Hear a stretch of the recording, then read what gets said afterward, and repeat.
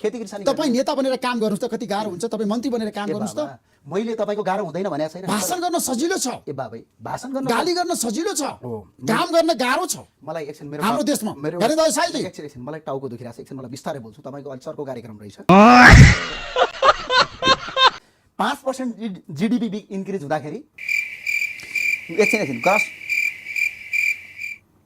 Gross domestic product भन्छ, GDP भन्छ त्यसलाई।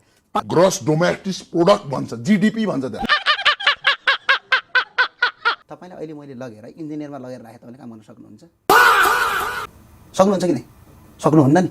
This is objection, right place right person. We are the needed for the Nepali people sir, in this the way. ज्ञानेनजी कहाँ जान्छु?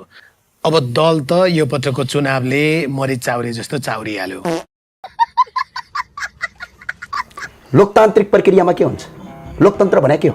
लोकतन्त्र भनेको तपाईँले जस्तो लोकतन्त्र हो, किन जहाँ पाए त्यही बोल्ने, लोकतन्त्र गरेछ? जे पाए त्यही गर्ने।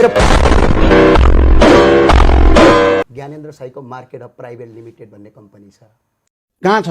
रजिस्ट्रार कार्यालयमा गएर अहिले खोज्ने गएर। कति तिर्नुहुन्छ ट्याक्स? किन ट्याक्स कति तिर्छौँ त? जति व्यापार हुन्छ त्यसको आधारमा ट्याक्स तिर्ने हो नि। तपाईँ व्यापारी हो? व्यापारी हो।